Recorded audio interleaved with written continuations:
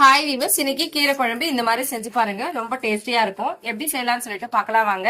எண்ணெய், கடுகு, வரமிளகாய் சேர்த்துக்கோங்க. உங்களுக்கு எவ்வளவு ஸ்பைசஸ் வேணுமோ அந்த அளவு வரமிளகாய் ஆட் பண்ணிக்கோங்க. கொத்தமல்லி, கருவேப்பிலை சேர்த்துட்டு பூண்டு மட்டும் ஒரு 10 பல் பூண்டு சேர்த்திருக்கேன். பூண்டு எந்த அளவு சேர்க்கிறோமோ அந்த அளவு டேஸ்டியா இருக்கும். வெங்காயமும் அதே மாதிரி ஒரு 2 வெங்காயம் போல சேர்த்துக்கோங்க. எல்லாமே நல்லா வதக்கி விட்டுருங்க. ஒரு 5 நிமிஷம் போல நல்லா வதங்கி வரட்டும். காஷ்மீரி சில்லி பவுடர் இந்த எண்ணெயிலேயே 1 டேபிள் ஸ்பூன் ஆட் பண்ணிக்கோங்க.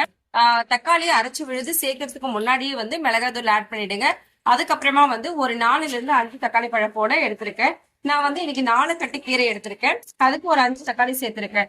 எல்லாமே நல்லா மிக்ஸி ஜார்ல ஃபைன் பேஸ்டா அரைச்சு எடுத்து அதை சேர்த்திருக்கேன். இது நல்லா வதங்கி வரணும்.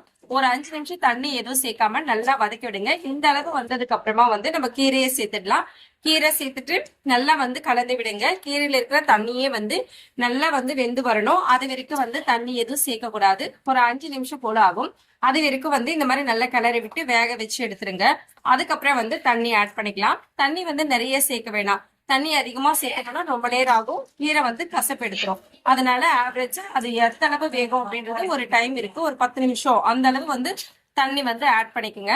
கீரை பாதி அளவு வெந்து வந்ததுக்கு அப்புறமா புளிக்கரைசல் சேர்த்துக்குங்க. புளிக்கரைசல் சேர்க்கும் போது டேஸ்ட் இன்னும் கூடுதலா இருக்கும்.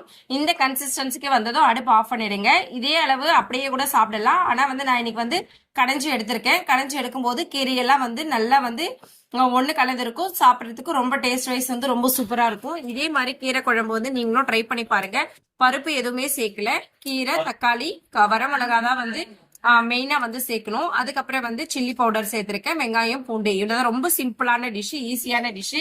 இந்த கீரை குழம்பு கூட ஒரு கூட்டு, ஒரு பொரியல் அந்த மாதிரி வச்சு சாப்பிடும் போது டேஸ்ட் ரொம்பவே இருக்கும். அப்படியே நீங்க கீரை எதுவுமே இல்லை அப்படின்னு சொன்னாலும் கீரை குழம்பு மட்டும் வச்சு சாப்பிடும் போது டேஸ்ட் ரொம்ப நல்லா இருக்கும். இது நீங்க கண்டிப்பா ட்ரை பண்ணி பார்த்துட்டு எப்படி இருக்குன்னு சொல்லிட்டு கமெண்ட் பண்ணுங்க. தேங்க்யூ.